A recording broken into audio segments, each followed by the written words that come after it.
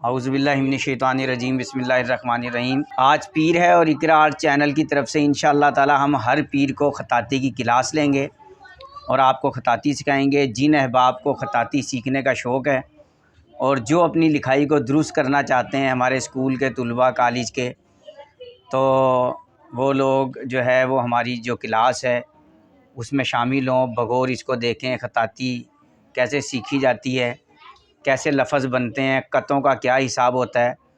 और जिन अहबाब ने हमारा चैनल सब्सक्राइब नहीं किया वो हमारे चैनल को सब्सक्राइब करें, वीडियो को लाइक करें। इंशाअल्लाह ताला आज से हम आपको ख़ताती सिखाएंगे। सबसे पहले हम आपको सिखाते हैं कि कत किसे कहते हैं।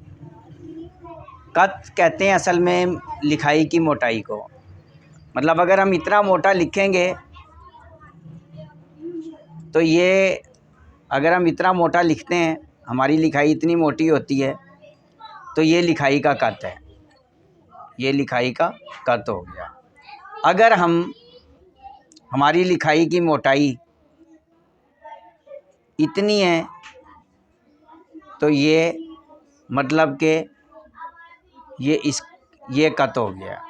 अगर हमारी लिखाई हमने इतनी मोटी लिखनी है तो हमारी लिखाई का कत ये है। कत से मुराद लिखाई की मोटाई। अगर आपसे कोई पूछे यार कितना मोटा लिखना है, मतलब कितना कत होगा लिखाई का, तो अगर इतना होगा, इतना होगा, इतना होगा, इतना होगा, तो मोटाई उसको कत कहते हैं। अब आपने क्या करना है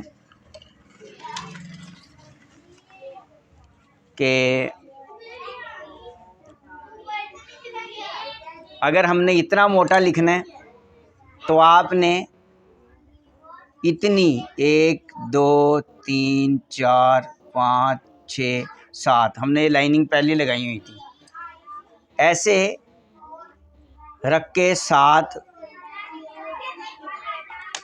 आपने कत लगा देने हैं और टोटल 7 कत लगा देने हैं आपने। अब आपने लिखना है, सबसे पहला लफ्ज़ अलिफ से शुरू करना है हमें। अलिफ, अलिफ होगा 3 कत का, ऊपर के 2 कत आपने छोड़ देने हैं।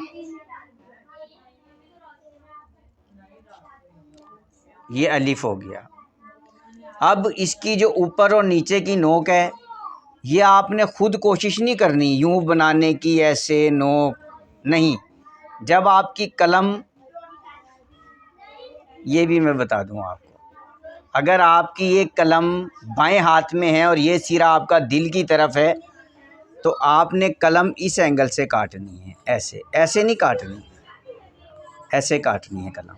मतलब ये कलम का लकड़ी का मुंह है तो आपने कलम को ऐसे काटना है। ये जब आपकी कलम इस एंगल से कटी है तो अलिफ के ऊपर और नीचे वाली नोकें आपको कलम को तोड़ मरोड़ के हिला मिला के उसको ख़राब नहीं करना, बल्कि जब कलम इसी एंगल से कटी हुई है तो वो खुद ब खुद अलिफ बन जाएगा। ऐसे खुद ब खुद अलिफ की नोकें बन जाएंगी, जैसे ये बन गई है। ठीक हो गया।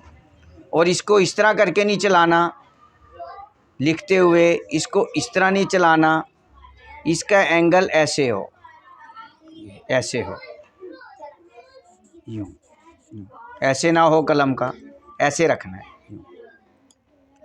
उसके बाद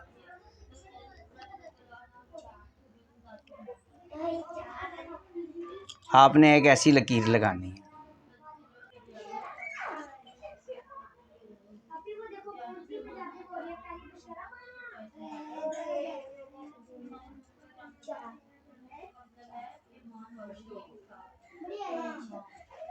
इसको कहते हैं 11 कत का बे। ये नुक्ता है। नुक्ते का एक कत ऐसे होता है और एक कत ऐसे होता है। ठीक है, ऐसे ये एक एक कत होता है नुक्ता। मतलब ऐसा नहीं होता कि आपने एक कत तो ऑटोमेटिक हो ही गया जब आपने कलम रखी है, तो आप इसको खींच के इतना ले जाएं, यहाँ से ये सवा कत हो जाए, यहाँ से एक कत नहीं, जितना इधर है उतना ही इधर हो। उसके बाद है जी मद्दा। मद्दा आपने इस तरह रखना है।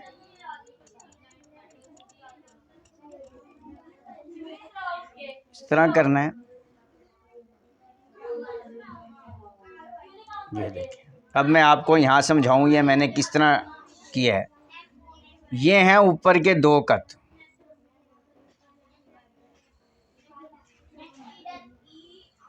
ये 2 कत पे आया है, यहाँ से शुरू है और दूसरे कत पर आया है।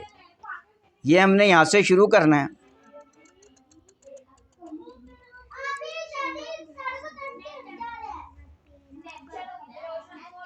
थोड़ा सा ऊपर बढ़ाना है। ये देखें, जहाँ से हमने शुरू किया है और यहाँ तक जो हम खींच कर लाए हैं, इसको आधा कत हमने छोड़ा है ऊपर से। ये आधा कत ऊपर से छोड़ना है। फिर थोड़ा सा ना होने के बराबर इसको ऊपर करना है और बड़े सलीके से नीचे ले आना है ऐसे। ये मद्दा बन गया, ठीक हो गया। फिर हमने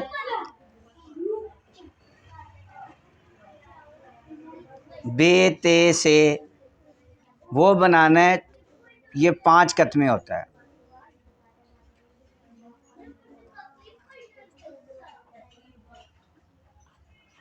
ये देखिए,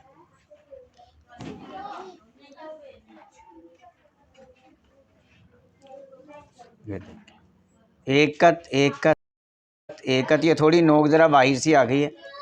ये 1 कत, ये हो गया अलिफ बे ते।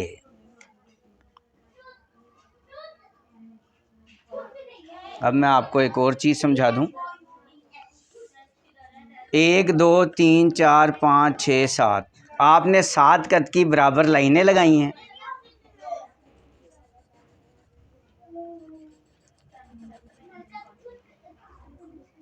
ये जो दरमियान वाले 3 कत हैं, इस पे आपने लफ्ज़ लिखे जाएंगे सारे।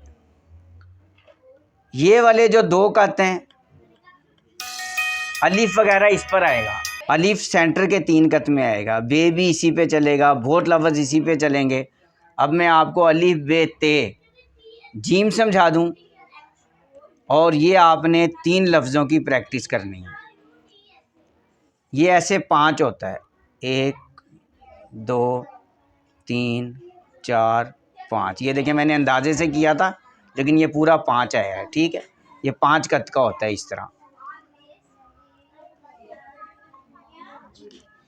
मतलब ये 2 कत होती है इसकी, 2 कत होता है इसका ऊपर से नीचे तक। यहाँ से शुरू होना है, इस कत पे ले आना है और यहाँ से ये ऊपर उठे हुए हैं। ये थोड़ा तिरछा होता है, बे या ते या से का ये वाला हिस्सा, और ये बिल्कुल सीधा होता है। अब आपको मैं जीम सिखाता हूँ। यहाँ से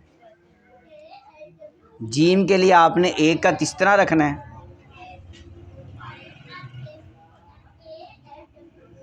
और 1.5 कत इस तरह ले जाना है।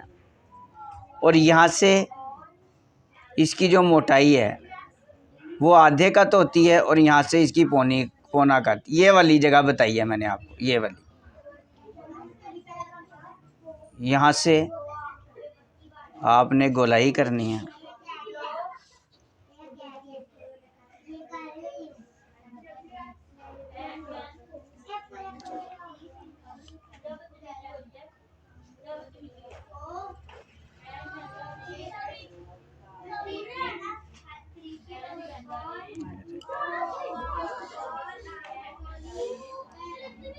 हमने 1 कत ऊपर से छोड़ के जीम का मुंह बनाया, फिर हम नीचे तक लाए, फिर हमने नीचे से 1 कत छोड़ा है।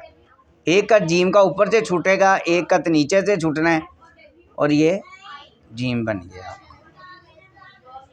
ठीक है। और इसकी गोलाई यहाँ से कलम की नोक का इस्तेमाल करना है। ये जो हमने जीम का मुंह बनाया है और यहाँ से जो हमने गोलाई ली है, ना वो उससे इस तरफ गई है ना इस तरफ गई है, इसको बराबर रखना है, इस नोक को और इस नोक को। और ये ऐसी गोलाई होती है कि आप इसको इस तरह करें तो बिल्कुल अंडे की शेप बन जाएगी, बिल्कुल अंडा बन गया है, ठीक है। तो ये जीम होता है, अलिफ बे ते जीम। इसी तरह अगर हमने इतना मोटा लिखना है ठीक है, तो इसका भी वही होगा, इसका भी वही हिसाब होगा। 1 2 1 2 और 3। ये मुझसे गलती से पड़ गया निशान। ये 3 और फिर 1 और 2। ठीक है, 2 3 2 7। इसका भी वही होगा हिसाब। ये देखें,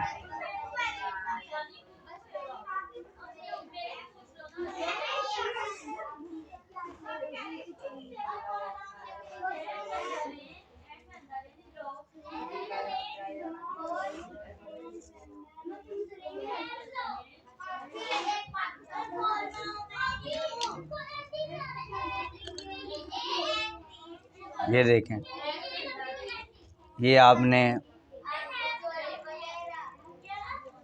अलीफ बनाया है।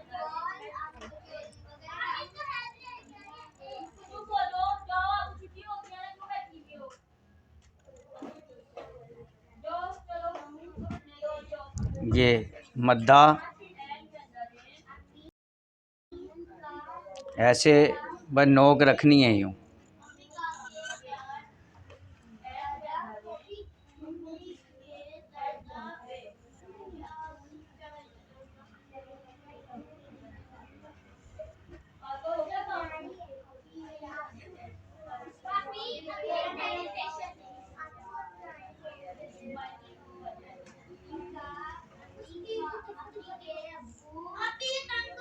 इसको थोड़ा सा ऐसे कर देते हैं, इस तरह। इसको उठाते नहीं हो ऊपर, ये खताती का असूल है। 11 कत वाला बे यहाँ से ऊपर नहीं होता, अगर कहीं आपने लंबा डालना है तो। ठीक है,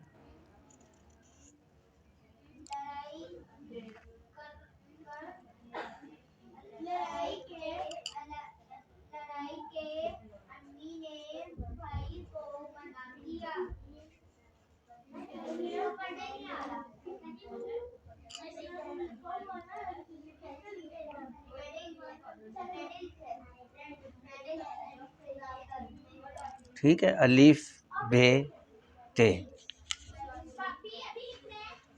जैसे आपने दवाखाना हकीम अजमल खान की अक्सर लिखाई देखी होगी,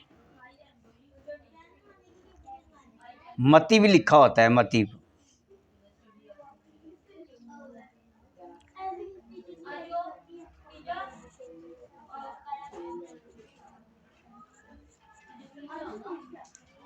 मतीब अक्सर उनका मैंने देखा है 11 कत का होता है।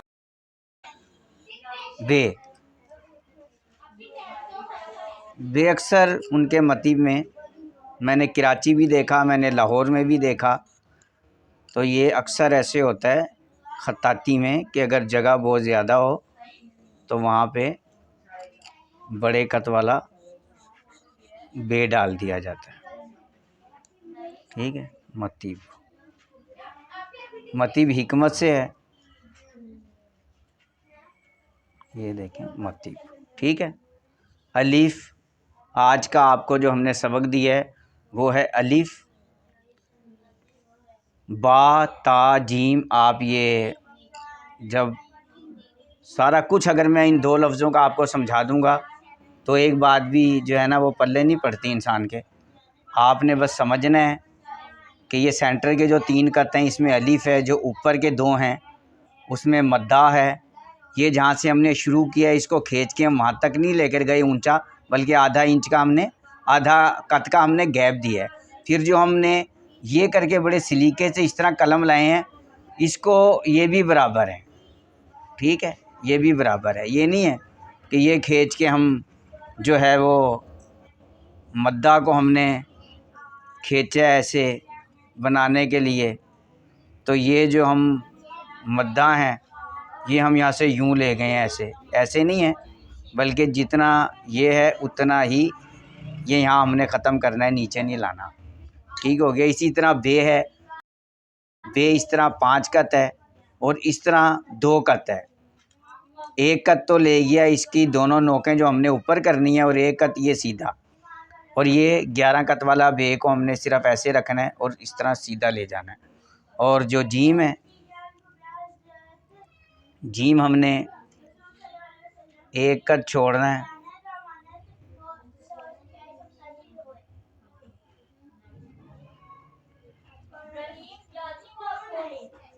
बड़े सलीके से हमने कलम की नोक को बहुत दबाना भी नहीं कि कलम ख़राब ना हो जाए, नोक ख़राब ना हो जाए।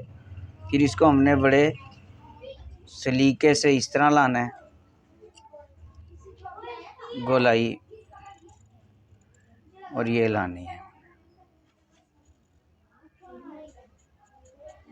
ठीक है। और इसकी 3 साढ़े 3 कत होता है इस तरह। ये 1 2 3, हाँ थोड़ा ज़रा इजाफी हो गया।